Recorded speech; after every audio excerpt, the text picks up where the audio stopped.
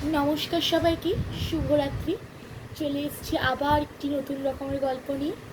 কদিন ধরে ভূতের গল্প, আশ্চর্য রকমের গল্প, এসব ইত্যাদি ইত্যাদি গল্প চলছিল, কিন্তু আজকে বলতে গেলে একটি ক্ষুদের জন্য গল্প আছে পঞ্চতন্ত্রে। তো বেশি কথা না বলে শুরু করা যাক। গল্পটি হলো বক ও বেজি। বনের মধ্যে একটা বট গাছে একদল বক বাস করত। সেই বট গাছের কোটরে এক কালকেউটে সাপও বাস করত। সেই কালকেউটে সাপের অত্যাচারে বকদের বেঁচে থাকাই কষ্টকর হয়ে উঠল। বকদের ছানা হলেই ডানা গজাবার আগেই কালকেউটে ছানাদের খেয়ে নিত। বহুদিন এভাবেই চলছে।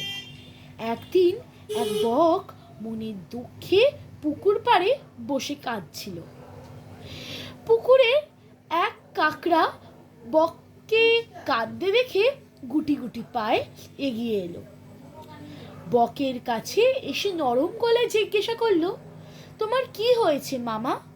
অমন করে কাঁদছো কেন? বক তখন কাকড়াকে সব কথা খুলে বলল।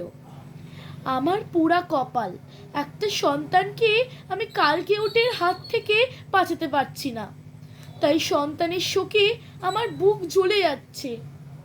কি করে যে এই শয়তান কেউটেকে মারা যায় বলতে পারো? কাকড়া ছিল খুব চালাক। সে ভাবলো, বকগুলো তো আমাদের জাত শত্রু, একে এমন কোনো মতলব দেব যে কেউটেও মরবে এবং গাছে থাকা বক বংশ ধ্বংস হবে। কাকড়া তখন বককে বলল, এই কালকেউটে যতদিন গাছে বেঁচে থাকবে ততদিন তোমরা শান্তিতে থাকতে পারবে না। তাই আমার একটা বুদ্ধি শোনো।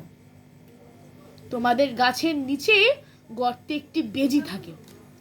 তুমি জানো বেজি মাছ খেতে ভালোবাসে, তাই তুমি বেজির গর্তের মুখ থেকে সাপের কোটর পর্যন্ত মাছের টুকরো ছড়িয়ে দাও, তারপর দেখো কি হয়।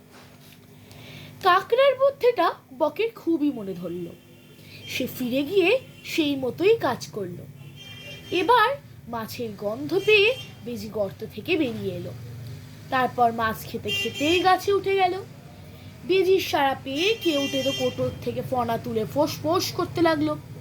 বেজি সঙ্গে সঙ্গে কেউটের ওপর ঝাঁপিয়ে পড়ল, তাকে মেরে টুকরো টুকরো করে ফেলল।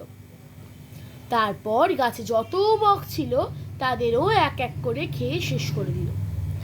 দূর থেকে কাকড়া সব দেখলো আর আনন্দে জলে ডুব দিল।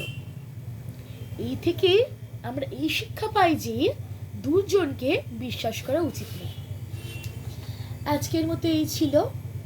আপনাদের যদি ভালো লেগে থাকে তাহলেই লাইক শেয়ার সাবস্ক্রাইব করবেন।